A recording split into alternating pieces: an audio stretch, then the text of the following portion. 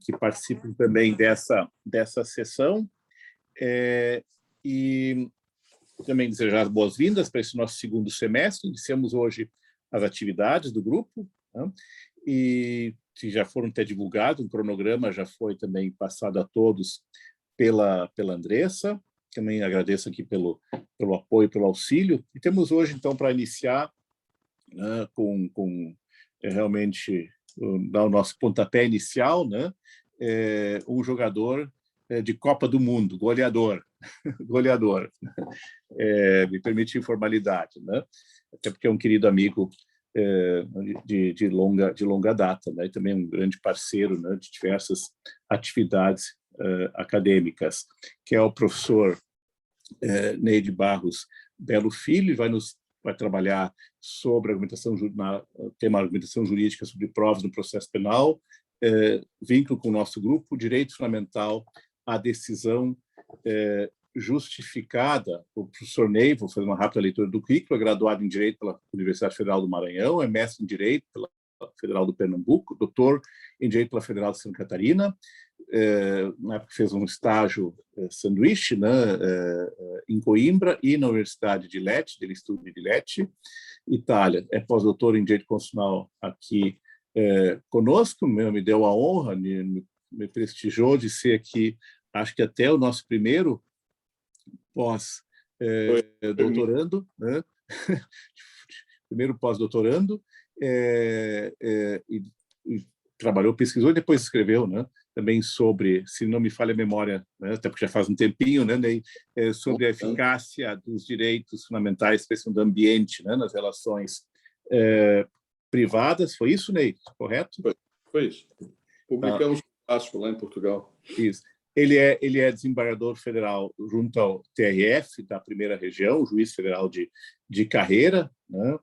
Integra diversos conselhos editoriais, é professor adjunto da Universidade Federal do Maranhão, na graduação e pós-graduação, professor em regime de colaboração técnica na UNB, né?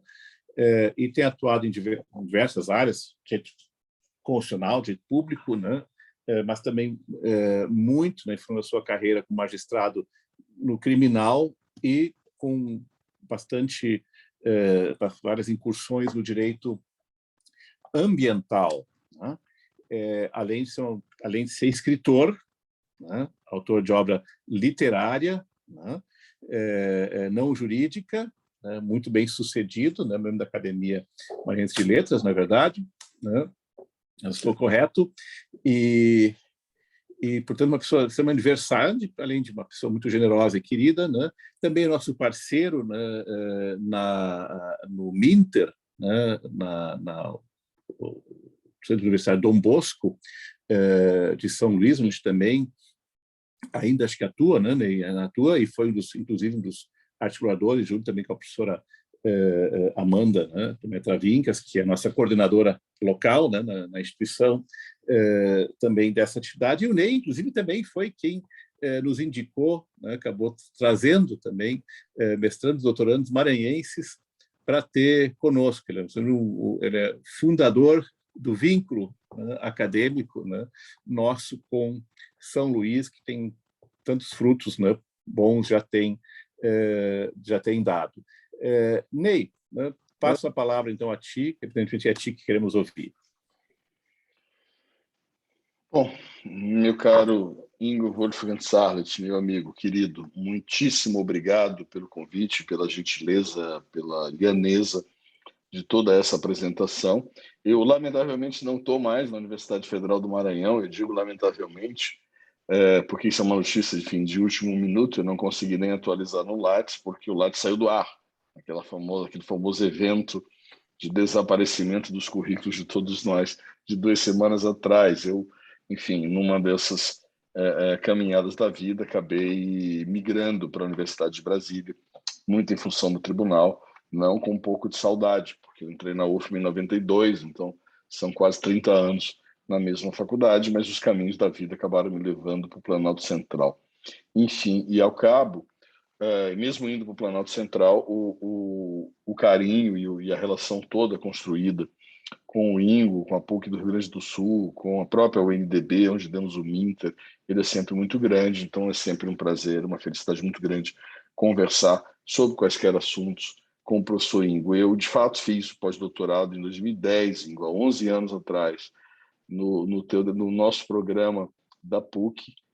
Talvez todos esses teus orientandos atuais nem fizessem graduação em 2010, olha só, o tempo tem essa crueldade instantânea conosco, mas é sempre um prazer voltar, ainda que virtualmente, para o campus da PUC. Foi um período que, efetivamente, fui muito feliz nas vezes que conseguimos construir aquele trabalho que, de fato, tua memória não distraiu, foi a eficácia horizontal dos direitos fundamentais em matéria ambiental. A gente discutiu isso lá em 2010, quando ainda era um tema que suscitava algumas questões, principalmente nas extensões das ações civis públicas, na possibilidade do direito fundamental do 225 da Constituição diretamente ser utilizado como mecanismo de defesa, não obstante a existência de todo o sistema infraconstitucional ambiental. Um trabalho que me deu efetivamente muito prazer em construir e que depois gerou outros encontros, como na Itália com Paulo Ridola, como a nossa ida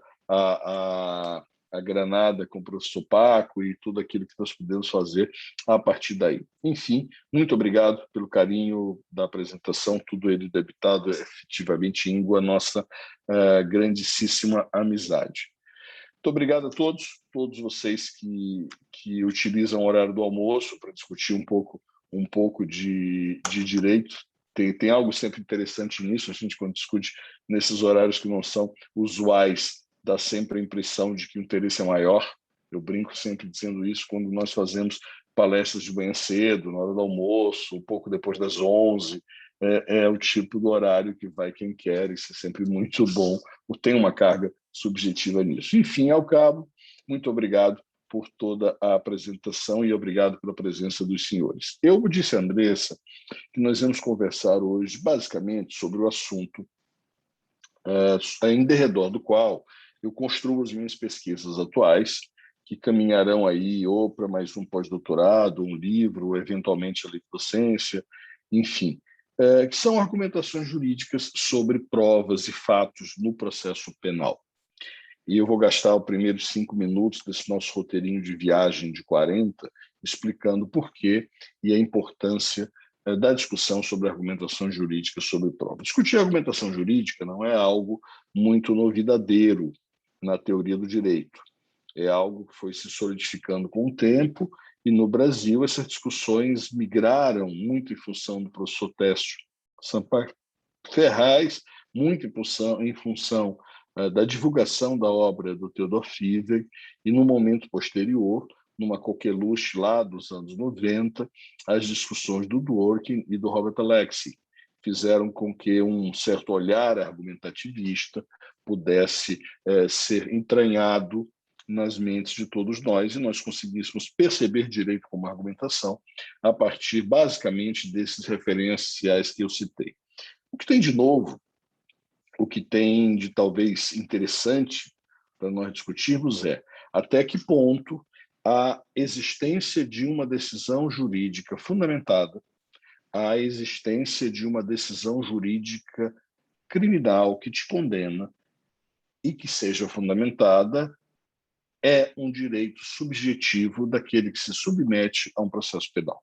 Esse é o primeiro ponto. Eu vou começar a exposição do nosso roteiro de viagem com esses breves esclarecimentos. Quais são os problemas que levam um pesquisador a discutir a argumentação jurídica sobre provas no processo penal? A primeira delas é essa, é saber se uma decisão jurídica argumentada, fundamentada, uma decisão jurídica que se estabeleça sob o locus da racionalidade e da justificativa, ela pode ser vislumbrada como um direito fundamental. Não é propriamente um direito fundamental a decisão justa, porque essa discussão já ocupou vários juristas durante a década de 90, final da década de 90, começo dos anos 2000, mas ela traz em si uma ideia que me parece exageradamente metafísica, que é a ideia de justiça. E, portanto, ter direito a uma decisão justa é a mesma coisa que ter direito a casar com alguém bonito. O que é beleza, o que é justiça, são conceitos que me parecem que se perdem num certo limite de ausência de fixidez. Mas a discussão é outra.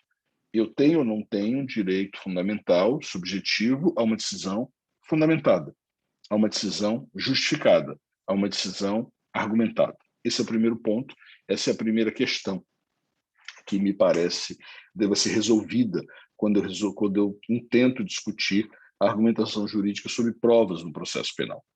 O segundo problema, ou a segunda questão que pode dar aso, pode suscitar pesquisas e escritos e aulas e debates sobre o assunto, diz com: é possível argumentar sobre fatos dentro de uma decisão judicial ou os fatos são aqueles que estão previamente expostos numa fase instrutória de qualquer processo penal. Dito de outra maneira, os fatos estão para serem argumentados ou os fatos estão para serem demonstrados? O processo gnesiológico é de demonstração ou ele é de sustentação? Esse problema surge a partir de uma frase, ou surge da minha cabeça a partir de uma frase da literatura, Luiz Pirandello, assim é se lhe parece. Ou seja, existe algo que possa ser considerado autoevidente ou todo processo de construção factual demanda uma argumentação sobre a estruturação dos fatos. Eu preciso argumentar sobre o mundo fenomênico e demonstrá-lo, ou os elementos do mundo fenomênico são autoevidentes. Esse é o segundo problema, que tem um outro tipo de solução. E o terceiro dos problemas que me parecem evidentes numa discussão sobre argumentação jurídica no processo penal é que tipo de legitimação a argumentação poderá trazer para uma decisão judicial. Uma decisão judicial mal argumentada, ela tem a mesma força executiva de uma decisão judicial não argumentada ou pessimamente argumentada. As justificativas irracionais de uma decisão judicial transformam ela em uma má decisão judicial, mas ela não altera o critério de legitimidade formal dessa decisão. Se eu adiro a essa discussão um elemento de legitimação material, eu posso criar um outro problema, uma outra questão, que também é de suma importância, que é eu só devo cumprir a decisão que me convence. Ou eu só devo cumprir a decisão que me parece justa, a decisão que me parece correta, porque eu precisaria de uma legitimação material e não apenas de uma legitimação formal para a estruturação de uma decisão. Portanto, a discussão da argumentação se localizaria como? A argumentação seria um elemento da legitimação formal que existe em razão do lugar de fala daquele que decide, ou a argumentação adjungiria para a decisão judicial um elemento de legitimação material que vem da própria argumentação. E aí eu traria o fantasma agregado, que é da não legitimidade da decisão judicial não argumentada. Como sair desse enlace, como sair dessa armadilha da retórica ou da argumentação, como queiram, para discutir o sentido da argumentação jurídica. Então, esses são os três problemas que me parecem claros quando eu começo a discutir a existência ou não de necessidade de pesquisa ou algum ponto de chegada, ou que não seja apenas um deleite intelectual para a discussão da argumentação jurídica no processo penal. E aí derivariam mais três pontos, que eu vou falar mais na frente, que seria a diferenciação entre a argumentação sobre fatos e provas e a argumentação sobre normas, a diferenciação entre a argumentação no direito penal e a argumentação no direito não penal, e, por fim, a existência ou não de normas que possam ou que devam prever elementos constitutivos de processos argumentativos para a garantia de quaisquer pautas de direitos fundamentais ou infraconstitucionais ou não fundamentais que garantam a argumentação como necessária. Que seriam os três pontos posteriores. Começo, então, do começo ou como diz aquela piada infame, como Jack Stripador, a gente começa por partes. Então, enfim, primeira coisa, o direito fundamental. É possível vislumbrar o direito fundamental, uma decisão argumentada? O Ingo tem algumas páginas escritas, o professor Ingo Wolfgang Sarlet tem algumas páginas escritas sobre o direito à decisão, o direito a que o judiciário decida, mas o que eu pergunto a vocês é um degrau além. Essa decisão, que me parece ter direito, fundamental objetivo, uma norma de eficácia meramente objetiva ou uma norma que adjunge subjetividade ao sujeito que é titular dessa pretensão, ela quer dizer o direito à decisão ou ela quer dizer o direito à decisão que se justifique? Eu costumo, nesse ponto, dizer que quando eu entrei na faculdade no começo dos anos 90, 80, antes de vocês nascerem, a gente tinha uma discussão muito interessante. Todo mundo achava que o direito era um supermercado, Andressa. Eu entro no supermercado e eu pego a latinha da igualdade, eu pego a latinha da liberdade, eu pego a latinha do devido processo legal que vinha com carimbo da Ada Peregrini, eu pego a latinha, enfim, de quaisquer desses direitos fundamentais que estavam bem construídos. Depois a gente anda e começa a perceber que talvez o supermercado seja uma mesa de RPG. Eu, na verdade, construo as caixinhas a partir da minha capacidade de sustentar que elas são assim, da minha capacidade de argumentação. Elas não vêm para mim prontas e acabadas, elas vêm para mim apenas como hipóteses de construção argumentativa. Se isso é assim, se o direito pode ser visto como argumentação, porque eu posso convencer e estruturar uma argumentação num determinado sentido, todas as construções feitas, elas têm uma dualidade. Elas têm uma dimensão formal, uma dimensão material. Uma argumentação sob o ponto de vista lógico-formal e uma argumentação sob o ponto de vista material. Lógico que nós estamos tratando, como diz o João Maurício Deodato, a partir de um critério de racionalidade. Isso me parece o segredo e o fundamento da discussão da argumentação. Quando o Ingo argumenta não existe direito à decisão fundamentada, só existe direito ao provimento jurisdicional. Se ele vem fundamentado ou se ele vem em 3 linhas, eu não tenho direito subjetivo a que essa decisão seja com conteúdo. Eu só estou falando por hipótese. Qualquer professor que assim pensa. O Ingo não pensa isso, desculpe, é só por hipótese. Mas como um professor que não é o Ingo, diz que eu tenho direito a uma decisão judicial, apenas a decisão judicial, não a decisão judicial fundamentada, construída, justificada.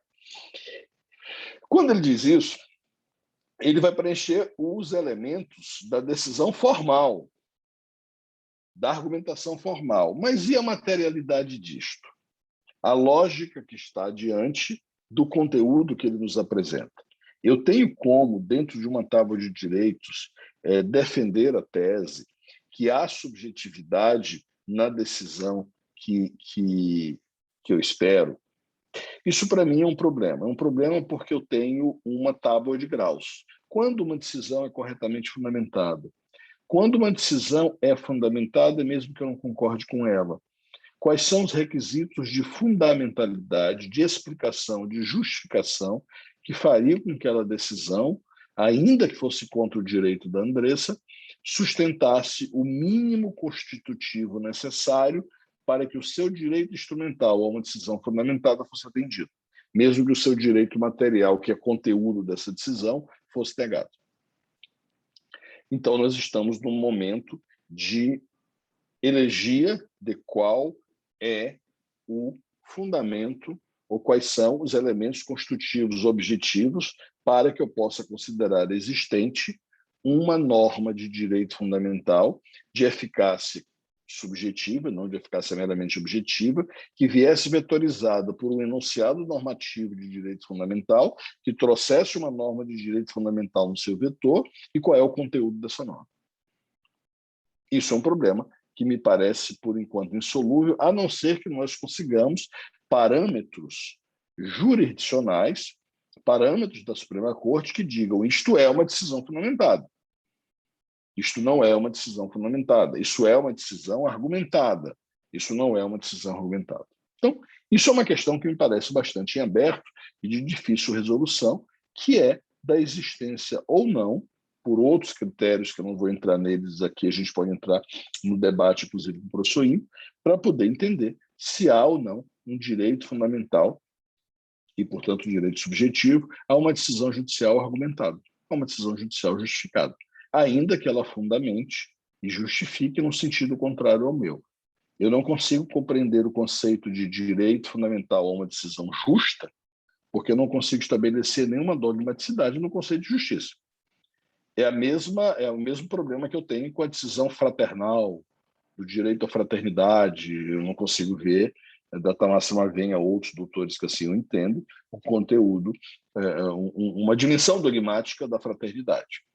E olha que eu já vi decisões, direito de família, sempre lá que acontecem essas coisas, quando não é no direito de família, é na Bahia, né? É porque eu lembro bem uma frase do Calmon de Passos que diz, e olha que eu sou nordestino, mas eu adoro fazer essas brincadeiras, pense no absurdo, na Bahia tem precedente. Então, pense num absurdo em matéria de direitos fundamentais, o direito de família tem precedente. Então, num dado momento, você lavra uma decisão obrigando o cônjuge que se separou a estar no aniversário do filho sorrindo e batendo foto. Eu não sei exatamente qual é a compreensão de direito subjetivo ao carinho, direito subjetivo ao amor, direito subjetivo à fraternidade, de onde isso possa vir. Portanto, pelos mesmos fundamentos macro, eu também não consigo entender o direito à decisão justa. Mas o que eu quero entender aqui é se existe ou não uma perspectiva para o direito à decisão judicial argumentada. O direito à decisão judicial fundamentada. E quais são os limites da argumentação e os limites da fundamentação. Sem esquecer que existem lógicas de argumentação formal e etapas de argumentação material. Jacaré é ave bota ovo, jacaré bota ovo, logo o jacaré voa, que é o exemplo que a gente usa para o sofisma das premissas, ela é necessariamente uma decisão que pode ser considerada fundamentada, embora fundamentada no absurdo. O que é ser fundamentada e o que é ser argumentada para que possa ser conteúdo de um direito subjetivo a uma decisão dessa natureza. Esse é, digamos assim, o primeiro dos problemas a ser enfrentados na questão.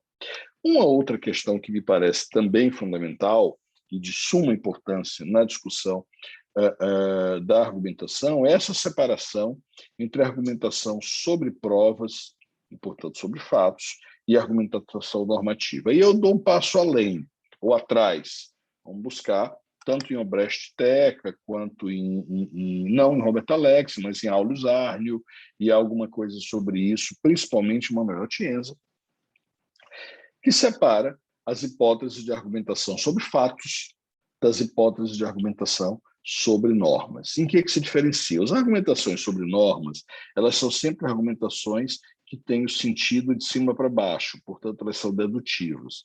As argumentações sobre fatos, elas são de baixo para cima, elas são, portanto, indutivas.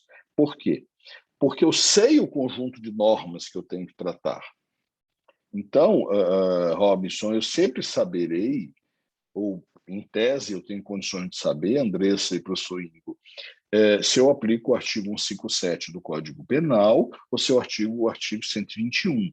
Eu tenho conhecimento das hipóteses, eu não posso aplicar o artigo 1012 do Código Penal, porque não existe. Então, na verdade, eu tenho um número finito de premissas, um número finito de hipóteses.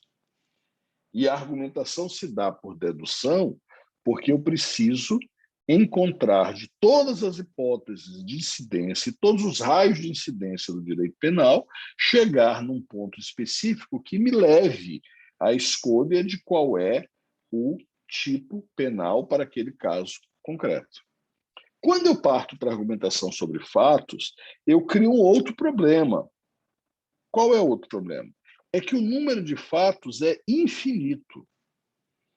Eu não sou Deus e nem o diabo. O Ingo também não é. Então, nós não temos a menor condição, essa frase do Rafael de Diode, a gente não tem a menor condição de entender tudo o que aconteceu.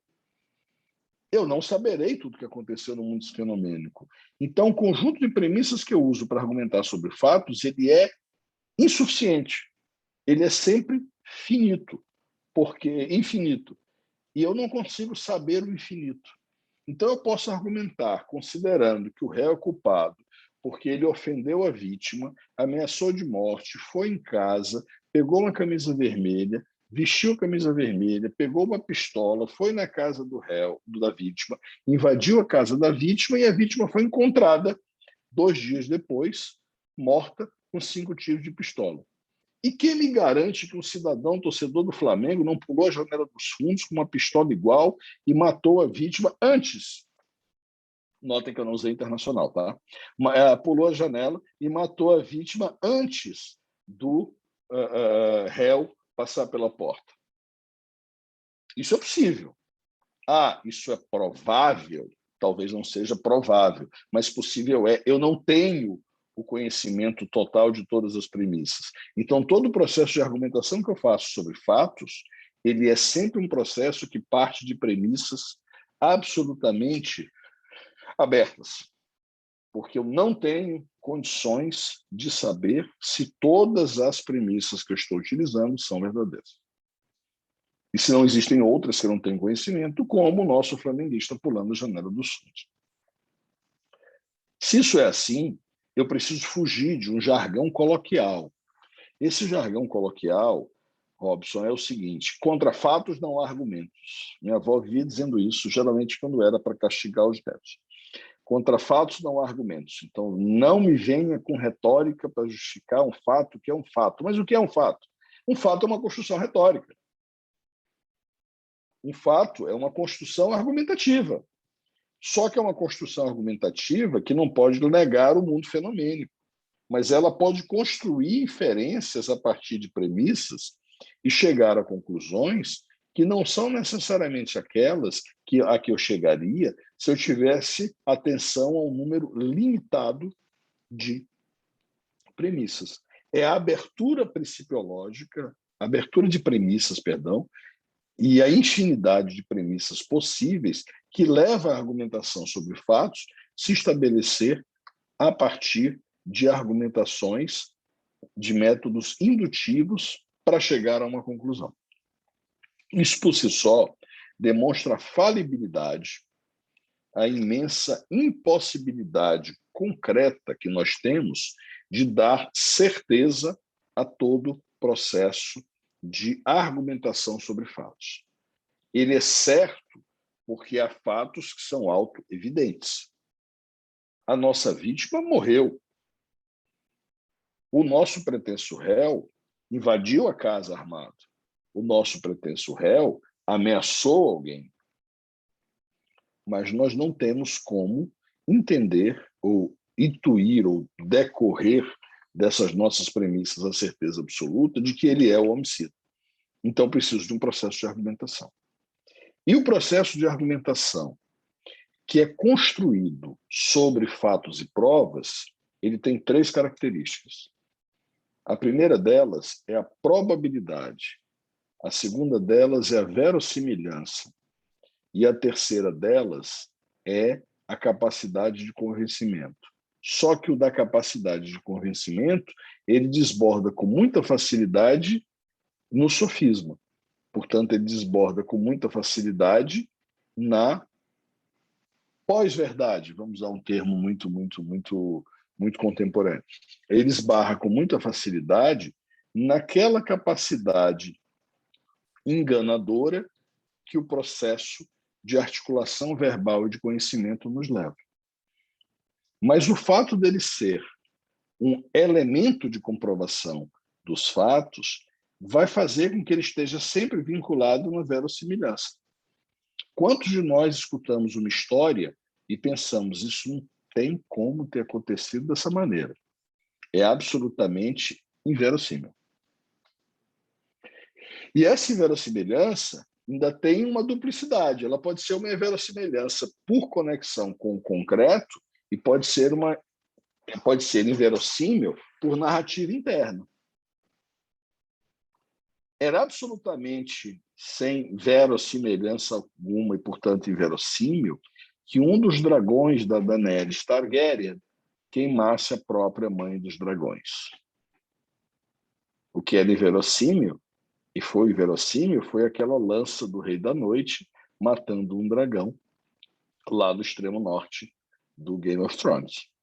Eu estou tratando disso por quê? Porque eu estou tratando de lógica interna, de verossimilhança de lógica interna, que é o caminho ficcional, que é aquilo que Isaac Asimov faz, que Sherlock Holmes, que o Arthur Conan Doyle faz, e grandes escritores fazem. Dürrenmatt faz isso com rara competência. Essa conexão interna é fundamental, e tem a externa.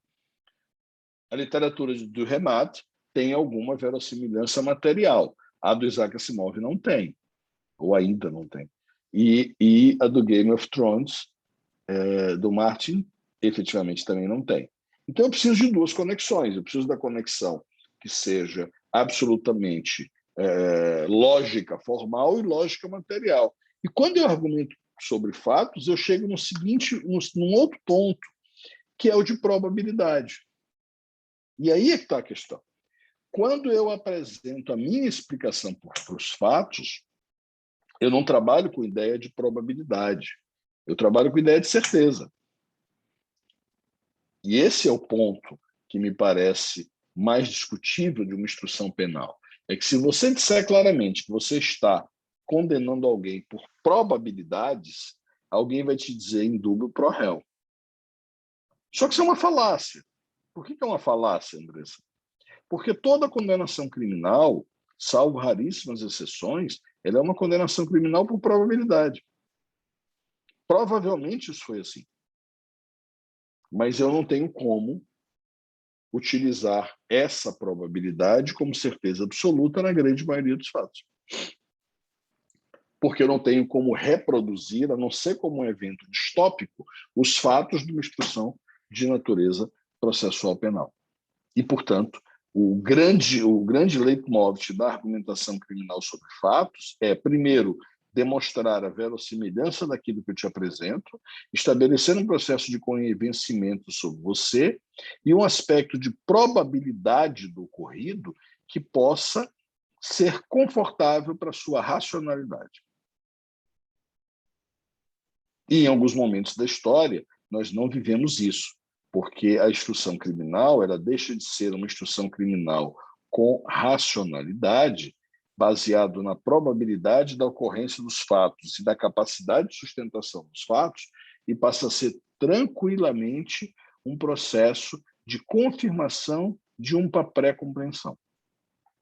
Partir para o processo penal, não como um embate argumentativo de técnicas factuais, de pontos factuais que são sustentados por técnicas argumentativas, e considerar isto apenas uma busca da verdade real, talvez tenha sido o grande equívoco da processualística penal dos anos 2000. A crença na existência de uma verdade real. Os fatos são, quando eles são justificados, quando eles são explicados, quando eles são demonstrados.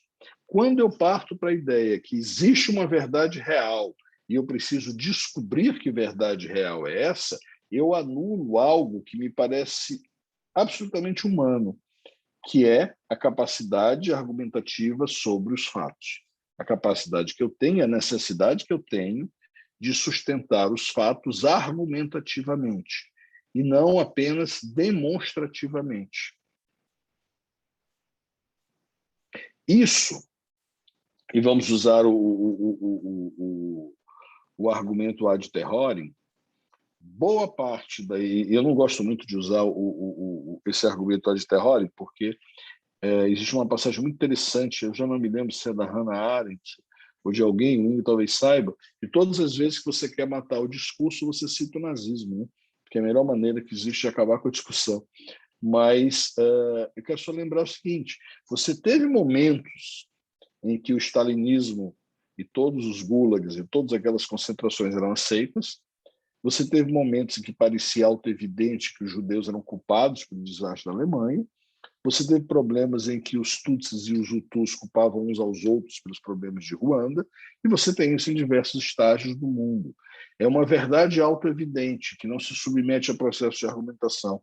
Se eu não submeto os fatos ao processo de argumentação, eu submeto outras forças que não a razão à escolha de quais são os fatos prioritários na discussão do processo penal. E nesses últimos 5 minutos, Ingo, que eu ainda tenho para a gente conseguir abrir a discussão, eu quero concluir da seguinte maneira. Qual é o caminho do pesquisador que se interessa por argumentação de fatos do processo penal?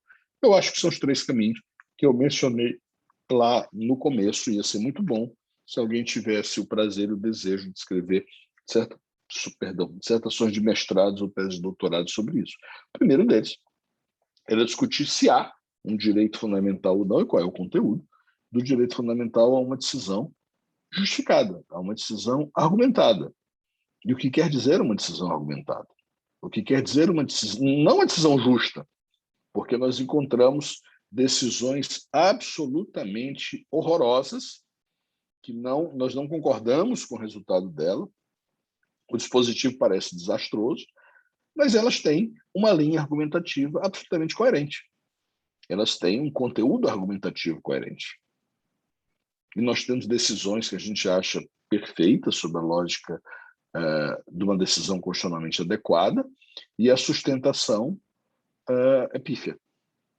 Então, o que significa dizer se é que há, inclusive para negar, a existência de eventual direito de natureza fundamental a uma decisão argumentada, a uma decisão justificada.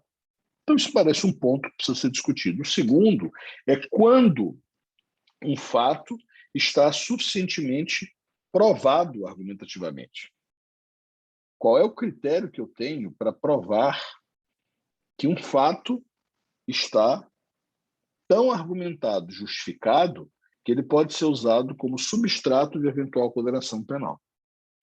Vamos usar um exemplo que todo mundo conhece, não é um exemplo muito agradável, mas, enfim, um ex-presidente da República é condenado por ter um apartamento, e ter ganho esse apartamento.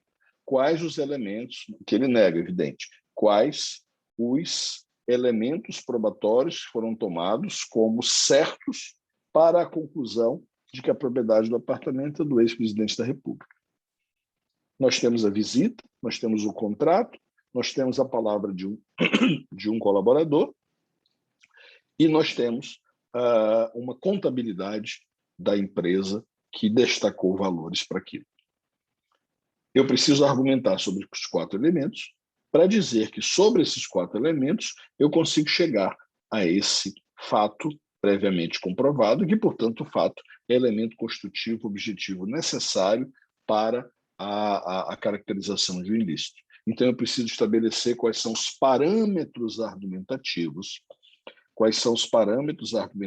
sobre fatos que fazem com que o fato possa ser considerado provado. Puxando a brasa para a sardinha do Ingo, existem várias decisões das cortes alemãs nesse sentido. Num relatório grande que eu pedi a um estagiário meu que trabalha com o professor Luiz Greco para levantar, exatamente para que eu conseguisse entender como as cortes alemãs tratam um determinado fato como um fato provado, ou um fato, ou você argumentou mal sobre a existência desse fato, portanto, eu não tenho certeza dele, ou você não argumentou sobre esse fato e ele não é autoevidente, e em que momento um fato pode ser considerado autoevidente, ou seja, qual é o limite argumentativo necessário para a consideração de um fato como um fato existente. E, portanto, um fato que pode ser incluído dentro da cadeia de fatos provados no processo penal. E o terceiro ponto que me parece extremamente interessante é a discussão acerca da estrutura de argumentação factual das decisões.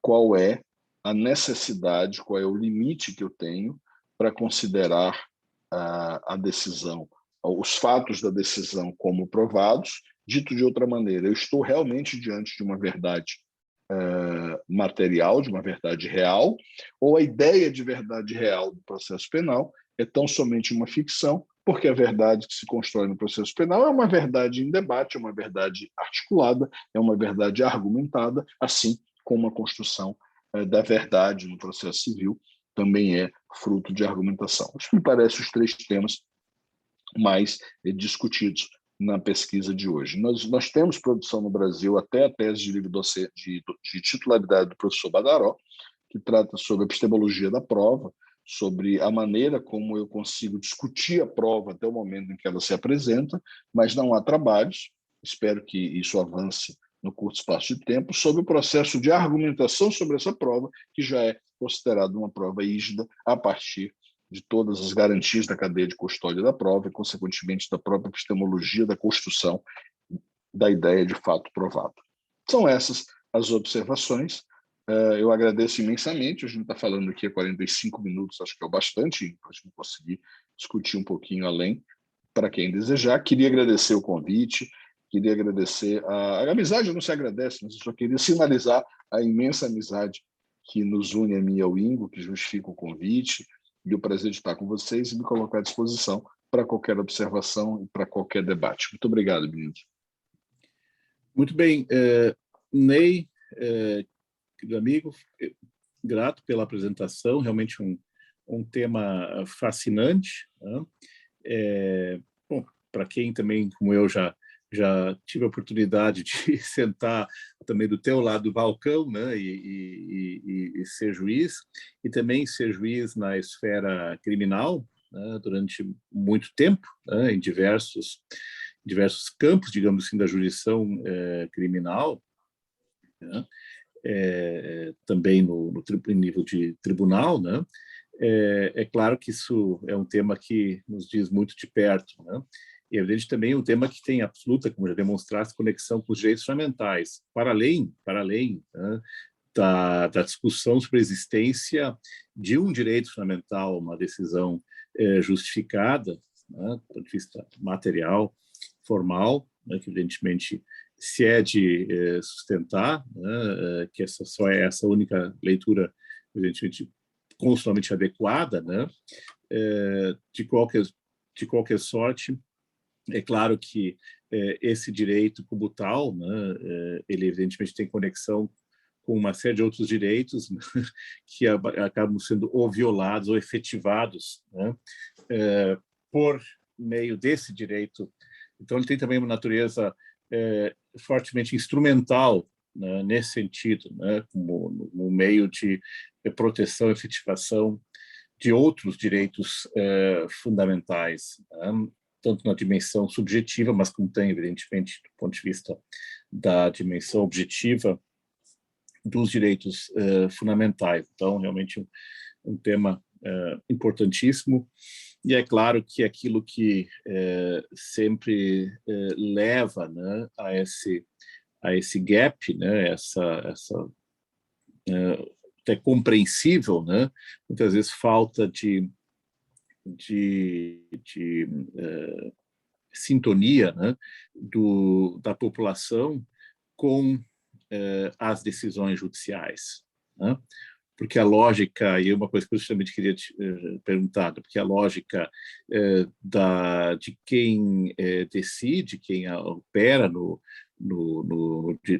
processo, agora, é claro que particularmente penal, mas também civil, né, é evidentemente que é uma lógica que é bastante distinta, né, em geral, da lógica de quem é o receptor dessa decisão judicial, né, e que nem sempre entende que é uma decisão que, do ponto de vista jurídico, pode ser tida como adequada, né, a esse direito fundamental, consistente com esse direito fundamental, seja de fato uma boa decisão, uma decisão justa, né? É claro que isso também é um pouco empírico, né? Mas esse é o fato, né? Quer dizer que, na verdade, o juiz, ao fundamentar, ele, de certa forma, né, e não deve fazê-lo, né, o faz predominantemente na ótica de quem, talvez, do ponto de vista amplo, coletivo, vá ou não vá compreender essa sua decisão como uma acertada, né? Então, isso é um fato, né, que eu gostaria que talvez pudesse comentar nesse sentido, né? Talvez foge um pouquinho do tema, mas é uma discussão também extremamente atual, né? Só qual até já te pronunciaste, né? Que é justamente essa questão da percepção, né? Do destinatário, né? Da justiça, da argumentação, né? Obviamente posta numa decisão justificada de forma argumentativa, né? E, inclusive, especialmente sobre provas, né? Aquilo que acontece diuturnamente, né? As provas que nós avaliamos como juízes, né? Para alguns são, né? Aquilo que para nós é uma evidência, um indício, né? Para outros já é uma prova cabal, né? Pela qual se deve condenar. Então, evidentemente, essa interface, ela sempre, evidentemente, vai existir, né? Enquanto existir uma jurisdição independente, que deve ser esse direito, mas, ao mesmo tempo, é evidente que ela tem um impacto, e pode ter um impacto muito grande, né? Até mesmo para ser explorada politicamente, né? Até mesmo para ser instrumentalizada politicamente, como nós estamos também vivenciando aqui entre nós. Então, essa é uma observação que eu gostaria de fazer, bastante assim, empírica, né? Sem maior pretensão, mas sabemos que isso é um tema também central, tanto para a sociologia do direito, né? Evidentemente também na antropologia jurídica, psicologia jurídica, relação direito e mídia, né? Ou seja, que tipo de legitimação popular, né? Democrática vai ter uma decisão, né? Que nível ela deve ser sensível aos reclamos, né? Populares do povo, né? Como soberano, né? Tudo isso nós sabemos que sim também relevante, faz parte desse contexto, desse pacote, né? Então, se pudesse dizer algumas coisinhas sobre isso, antes de eu abrir a palavra, né, franquear a palavra para os demais participantes. Obrigado, Igor. Obrigadíssimo pela colocação. Eu acho que algumas coisas precisam ser separadas no debate que nós no qual nos mergulhamos nos últimos anos, principalmente de 2013 para cá, e que merecem alguma separação, porque não se trata de uma tentativa de diluir a decisão no, entre aspas, gosto popular, ou de entender, dentro dos controles midiáticos que se exercem sobre quaisquer funções, e do juiz não é exceção, entre aquilo que há um certo consenso jornalístico, um senso comum acerca do que é um bom argumento.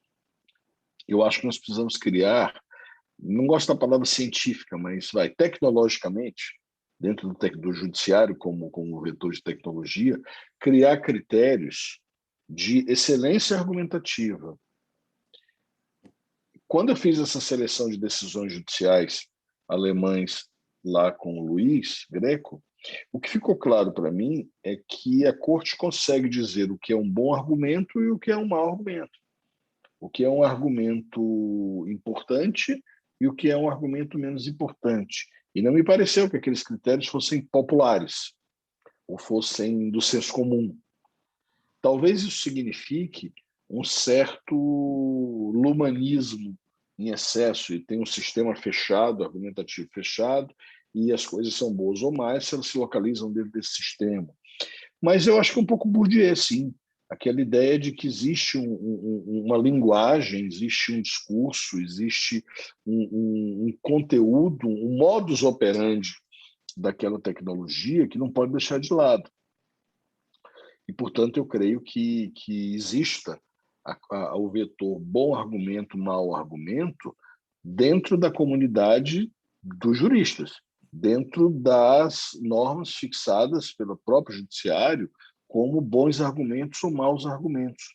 Eu tenho muito receio dessa popularização do bom e do mau argumento. Isso era uma crítica que o Vará fez ao direito alternativo. Os meninos que estão nos acompanhando, acho que não viveram essa época, nós vivemos. O Vará fazia essa crítica ao direito alternativo lá atrás, ao Edmundo, ao Laíde, ao Geraldo também, quando ele dizia o seguinte: bom, mas o chicote muda de mão, né? O Hamilton Bueno de Carvalho, quando fazia aqueles discursos enormes, ele fazia raciocinando o seguinte: o judiciário e o Estado são mauzinhos, nós somos os bonzinhos. Então nós precisamos detonar essa coisa que está aí, e nós precisamos pegar essa garotada que está na rua e colocar no poder. Muito bem, vamos trocar de lugar. Vamos imaginar que a garotada que está na rua é neonazista. Vamos raciocinar que a garotada que está na rua quer invadir o Capitólio. Vamos imaginar que o chicote mudou de mão. E aí eu vou privilegiar o argumento da rua com o mesmo peso, com o mesmo fator que eu privilegiaria nos anos 80? Não, porque o chicote muda de mão. Então, essa dessacralização do argumento, ela é necessária não para popularizá-lo, mas para racionalizá-lo. Eu gosto do termo dessacralização no processo argumentativo, para ele deixar de ser aquele argumento de autoridade sacrossanto, mas não para pulverizá-lo na linguagem do boteco da esquina.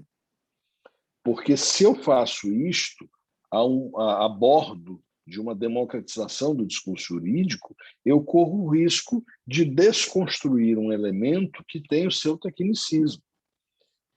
É muito comum a gente discutir isso nas ciências sociais, mas nenhum de nós quer pegar o nosso amigo do boteco da esquina e colocar ele para dirigir o jato que vai te levar de Porto Alegre para São Paulo. Né?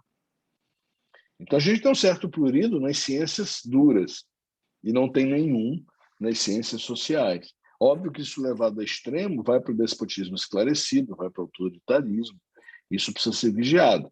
Mas eu creio que a correção e a racionalidade do argumento ela tem uma pedra de toque, é razão, racionalidade, capacidade de ser justificado com argumentos racionais. E quem é que estabelece essa vigilância? O próprio sistema, a própria comunidade de juristas, a nossa capacidade de vigilância eterna sobre a qualidade do argumento e sobre o peso do argumento. Essa eu já perdi há muito tempo, alguns ainda têm, mas eu já perdi, a capacidade de achar que essa abertura completa, essa popularização do argumento, essa popularização das razões, elas levam para algum lugar positivo. Eu meio que retroagi para o Isaac Asimov. Isso significa dizer que o meu conhecimento tem o mesmo peso e o mesmo valor da sua ignorância, ou vice-versa. Quando eu digo que esses argumentos eles são iguais. O Peter Hebler, naquela coisa dele da sociedade aberta dos intérpretes da Constituição, isso talvez valesse para uma realidade alemã, e olhe lá, uma Alemanha pós-guerra, talvez. Mas faça isso com pastores pentecostais, com milicianos, com as pessoas que acreditam que a Terra é plana e na forma como a gente mergulhou na América Latina nos últimos anos. Então, eu tenho um certo medo, Ingo, sendo muito franco, dessa abertura completa dos canais de filtragem dos argumentos válidos. Eu acho que a gente precisa da filtragem dos argumentos válidos. Esse filtro chama-se racionalidade, e talvez nós sejamos um pouco os tutores dessa racionalidade, num diálogo aberto e coletivo, mas num diálogo que não cabe todo mundo em pé de igualdade. Porque muitas ovelhas elas podem ser comidas pelos lobos se os lobos forem maioria, né? Então, essa tese me preocupa um tanto. Acho que o caminho é a racionalização do argumento, e essa vigilância ela tem que se dar dentro da prática argumentativa daqueles que praticam o direito, da comunidade dos juristas e dos tribunais, e daqueles que fazem a filtragem da existência dos argumentos válidos. Vão implementar um chip em mim se eu tomar uma vacina? Não é um argumento válido. As pessoas morrem quando tomam vacina chinesa? Não é argumento válido. A China controla a OMS, portanto, o vírus foi criado e tudo que vier da China é para pluralizar o vírus, não é um argumento válido. Você vai virar jacaré se você se vacinar? Não é um argumento válido. Você pode ter trombose se toma AstraZeneca? É um argumento válido. Eu não acredito que a Pfizer tenha feito a melhor vacina possível, porque ela não teve 6 anos para desenvolver, que é a média, ela desenvolveu em 2. É um argumento válido. Então, acho que a gente tem uma série de filtragens a ser feitas e a gente não pode abrir mão delas, porque senão a gente abre mão da racionalidade. Ou seja, tem muita gente irracional no mundo e a gente precisa filtrar isso. É isso. Muito bem, muito obrigado. Não, concordo plenamente. Eu só faria aí em relação a tudo apenas um pequeno reparo, Ney. O problema é que os lobos não precisam ser maioria para comer a maioria das ovelhas. Isso. Perfeito. Eu entendi que tivesse isso que a maioria dos lobos, Claro, lobos uma maioria, não. claro. Basta uma minoria formada por lobos Exatamente. para E não só tumultuar o rebanho, como para e o pior é quando as ovelhas acham que os lobos são amiguinhos, né? Aí cai naquela frase da Simone de Beauvoir: os dominadores não teriam tanto sucesso se eles não tivessem aliados dentro dos próprios dominados. Evidente. Esse é o problema, quando as ovelhas acham que os lobos vão cuidar delas. É isso aí. Mas, enfim, né, estamos vivenciando um pouquinho muito este momento. Né? Bom, gente, já deu para perceber claramente, pelos primeiros minutos de fala, né, que a amizade não tem absolutamente nada a ver com o convite, né, para o Ney estar aqui. O fato de eu conhecer o Ney, esse amigo dele, é que fez com que ele aceitasse, né, graciosamente, participar desse grupo. Mas a presença dele aqui realmente é iluminadora, né, e isso já, essas observações finais, apenas confirmam isso que já vinha sendo ao longo da fala. Vou abrir a palavra, então, não sei nem qual é o tempo que tu tens. A gente, na verdade, não, mais uns minutinhos. Ela tem uma certa tolerância. A gente, assim, uma hora o horário oficial, às vezes a gente vai 1h10, 1h15, não sei se isso te serviria, se não tiver alguma pergunta, se isso ainda está bem para ti. Não, tu tem que dizer, porque a tua fica bem à vontade, porque realmente tem sessão depois. Gente, alguma pergunta também que alguém gostaria de fazer aqui para o professor Ney? Professor, eu teria, mas não quero passar na frente de ninguém por ser assistente. Não sei se alguém gostaria de fazer antes. Mas então faz enquanto a pessoa se prepara para fazer. Se tiver fala tua, né? Aí depois a pessoa já entra, abre o microfone e faz. Tá bom. Primeiramente, então, agradecer ao professor Ney pelas excelentes explanações e me trouxe muitas inquietações também. E eu iria fazer 2 perguntas, mas eu vou me limitar a uma, não só em função do tempo, mas também porque a outra também demanda um pouco mais de debate, talvez até um próximo encontro, que só para mencionar aqui de forma breve, é a relação da legitimidade, que esse problema ele inicia com a legitimidade de quem emite a decisão. E isso eu venho percebendo na questão de decisões emitidas em processos de moderação de conteúdo nas redes sociais, de decisão de conteúdos que ficam e que saem da plataforma. Começa, então, ao meu ver, pela legitimidade, mas não vou entrar aqui nesse debate. Se o senhor quiser mencionar na sua resposta, fique à vontade, mas não vou ingressar em maiores detalhes. A segunda é sobre o tão chamado legal design, que vem sendo trazido, muitos juristas, advogados vêm defendendo isso, se eu salvo engano foi aplicado em 2 decisões da Justiça do Trabalho, e se o senhor acredita, minha pergunta agora se o senhor acredita que esse legal design pode auxiliar numa melhor argumentação no bojo do processo, penal ou não penal? Bom, obrigado, Andressa, obrigadíssimo. Com relação à legitimidade, acho que o grande problema aqui é que é um cobertor curto. Se eu me preocupo com a legitimidade formal exclusivamente, eu vou criar problemas com relação à qualidade material de uma decisão que se protege pela formalidade. Se eu me preocupo com a materialidade, eu crio 2 problemas. O primeiro é que eu disperso a legitimidade formal, portanto, eu pluralizo os agentes, e a segunda delas é que eu crio um critério de correção. Um critério de correção que é que tipo de decisão ou que tipo de pensamento será melhor do que o outro. E eu caminho para a materialização, isso é muito complicado.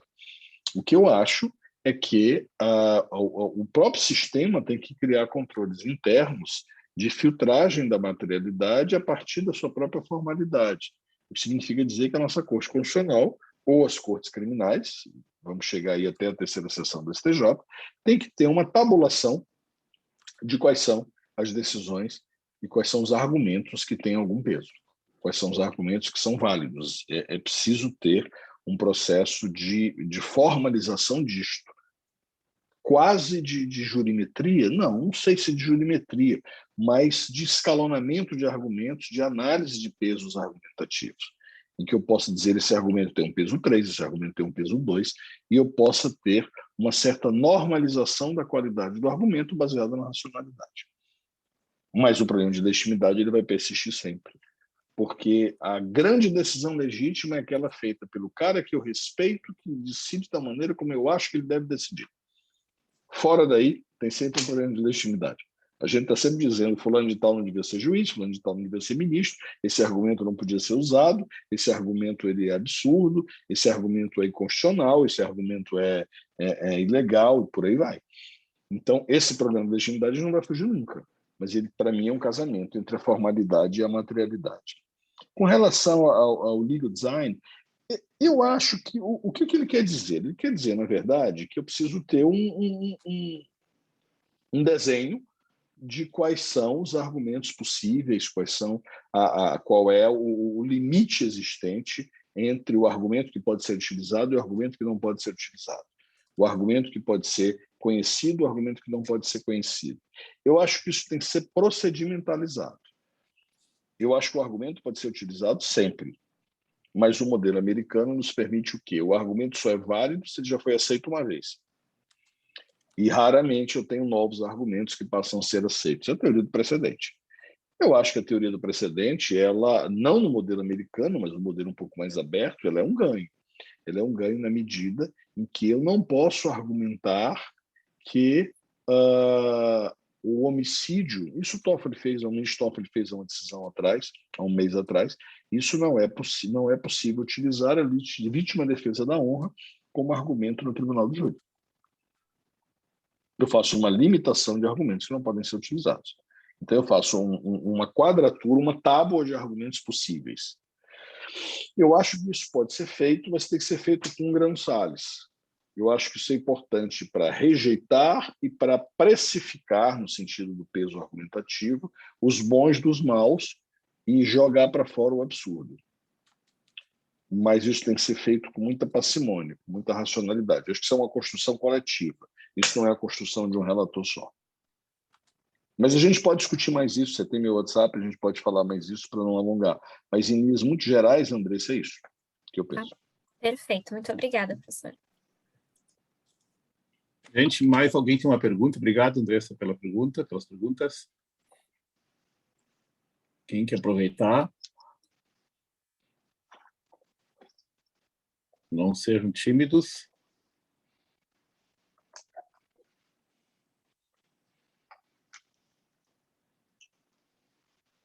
Ninguém mais? É pela fome ou pela timidez, né? Porque pelo tema, definitivamente não pode ser. Tem importância aí e repercussão dele, né?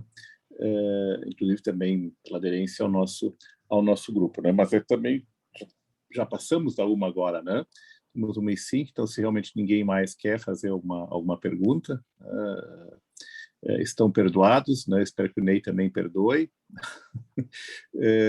E eu só posso agradecer Ney mais uma vez, né?